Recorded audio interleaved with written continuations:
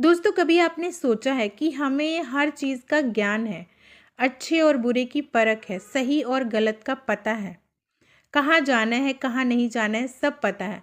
लेकिन इतनी सारी अच्छी बातें सीखने के बाद भी हमारी ज़िंदगी क्यों नहीं बदलती?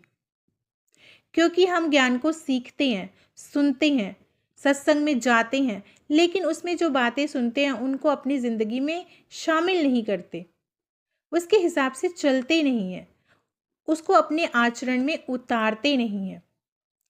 जैसे कि मान लो हमें कोई बीमारी है, तो हमें मात्र दवाई ले लेने से अपने हाथ में हमारी बीमारी ठीक तो नहीं होगी। उस दवाई को हमें पीना ही पड़ेगा, तभी हम स्वस्थ हो सकते हैं। तो वैसे ही ज्ञान की बातें सीखना, सत्संग में जाना, अच्छी-अच्छी बातें सुनना और अच्छी-अच्छी बातें दूसरों को बताना, ये सब कर लेने से हमारी ज़िंदगी पर कोई असर नहीं पड़ेगा जब तक हम उसको अपनी ज़िंदगी में, अपने आचरण में शामिल नहीं करेंगे। उसके हिसाब से हम चलेंगे नहीं।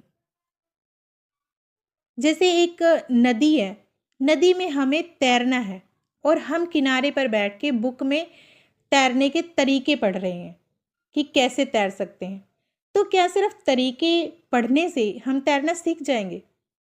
तैरने के लिए हमें उस नदी में कूदना पड़ेगा, हाथ-पाँव चलाने पड़ेंगे, तभी हम तैरना सीख सकते हैं। मात्र उसके तरीके पढ़ लेने से हम तैरना नहीं सीख सकते। तो वैसे ही ज्ञान है। ज्ञान को हम वीडियोज़ में देखते हैं, किताबों में पढ़ते हैं, सत्संग में सुनते हैं और फिर क्या करते हैं? भूल जाते हैं।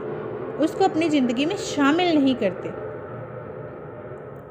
अगर उस ज्ञान को अपने आचरण में उतार लें, जैसे कि दवाई लेना, ये क्या है?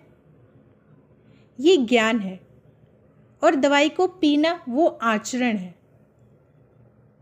तो जब तक हम पिएंगे नहीं, मतलब अपने आचरण में शामिल नहीं करेंगे, तब तक उस ज्ञान का कोई फ़ायदा नहीं।